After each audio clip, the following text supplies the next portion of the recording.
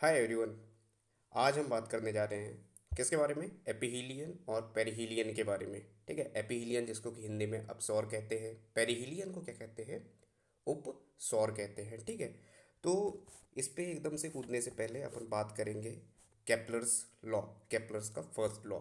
ये केपलर्स का जो फर्स्ट जो नियम था वो क्या कहता है कि जो प्लैनेट्स हैं, ठीक है, जैसे ये अर्थ है, ठीक है, वीनस है, जो भी है, जो प्लैनेट्स है, वो क्या कर रहे हैं? जो सन है ना, अपने सन है, सन के अराउंड जो लगा रहे हैं, चक्कर लगा रहे हैं इन एक्लिप्स पाथ। और सन जो है, सन कहाँ पर है? जैसे एक्लिप्स पाथ बना ना, तो एक्लिप्स पाथ में क्या हो गया, एक मेजर एक्सिस हो जाएगी, एक माइनर एक्सिस हो जाएगी।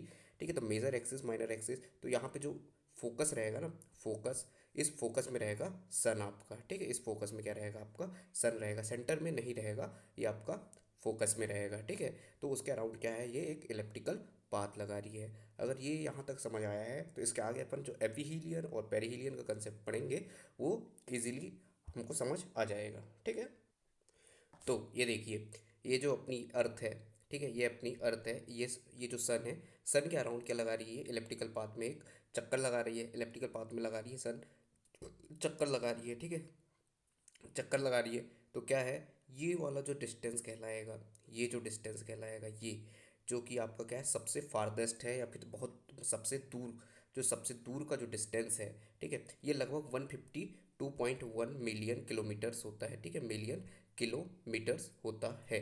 ठीक है, तो ये जो यहाँ पे जो सन है यहाँ पे और अर्थ है यहाँ पे, तो इस पॉइंट पे ये यहाँ से लेके यहाँ तक का ये जो डिस्टेंस होगा, ये डिस्टेंस जो हो जाता है 152.1 मिलियंस किलोमीटर होता है। तो इसको क्या कहते हैं, आप क्या कहलाते हैं? एपीहीलियन। एपीहीलियन कहते हैं या फिर अपशोर कहते हैं, जिसपे कि सूर्य और जो पृथ्वी है उसके बीच का डिस्टेंस मैक्सिमम होगा। ठीक है, so maximum distance between the sun and earth is called what? Aphelion. ठीक है, now let's talk about the, now we will talk about what? Perihelion. क्या बात करेंगे? पेरीहीलियन। ठीक है, तो perihelion, P for peri, P for pass. ठीक है, तो P for peri, P for pass. ठीक है, जब अपन पास की बात करेंगे तो बात करेंगे अपन पेरीहीलियन की। तो ये अर्थ है अपनी, ये सन है। अर्थ और सन के बीच का जो मिनिमम डिस्टेंस हो जाएगा, क्या डिस्टेंस हो जाएगा? मिनिमम डिस्टेंस हो जाएगा, कि जब वो पास वो आने लगे जरा जरा, तो वो जो मिनिमम डिस्टेंस हो जाएगा ना, वो मिनिमम डिस्टेंस क्या कहलाएगा? पेरीहीलियन कहलाएगा। ठीक है, और ये जो मैक्सिमम डिस्टेंस हो जाएगा, ये वाला जो मैक्सिमम डिस्टेंस हो जाएगा, ये एपीहीलियन हो जाएगा। एपीहीलियन को क्या कहते हैं आप? एपीहीलियन को कहते हैं अपसोर। ए फॉर अप, ठीक है, पी फॉर पास। ठीक है, तो P for pass, P for perihelion. A for क्या हो जाएगा आपका? एपीहीलियन। ठीक है, एक पास है तो दूसरा दूर ही हो जाएगा।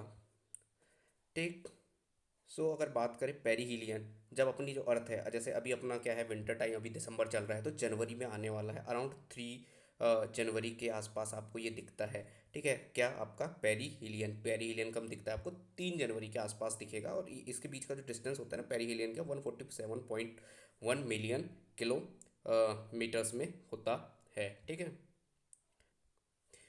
तो ये क्या कहलाया आपका? पेरीहीलियन कहलाया। और यहाँ से ये डिस्टेंस क्या कहलाया आपका? एपीहीलियन कहलाया। ठीक है, तो पेरीहीलियन जब अपन जो नॉर्थ नॉर्थ हेमिस्फीयर वाले हैं ना, नॉर्थ हेमिस्फीयर वाले क्या है आपके? विंटर में है। ठीक है, और यहाँ पे जो है एपीहीलियन कब होता है? एपीहीलियन होता है आपके जुलाई साइड में। कब होता है एपीहीलियन? आपके जुलाई साइड में। ठीक है, तो जुलाई साइड में होता है एपीहीलियन, जब फारदेस्ट डिस्टेंस रहता है, यानी कि सन और अर्थ के बीच में फारदेस्ट डिस्टेंस है जुलाई टाइम में, तो ये होता है आपका 3 से 4 जुलाई के आसपास होता है, और ये 3 जनवरी के आसपास आपको पेरिहिलियन देखने मिलता है। तो अपने एक मन में एक डाउट रहता है कि भाई क्या डाउट है? कि डाउट ये है कि यार हम विंटर में हैं।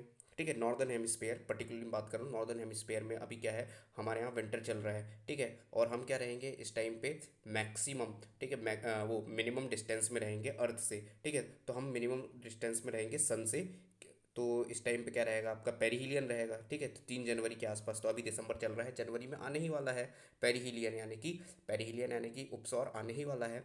लेकिन उस टाइम पे जब हम बहुत पास रहेंगे सन के, फिर भी जो हमारे यहाँ पे विंटर चलेगा, समर नहीं आएगा।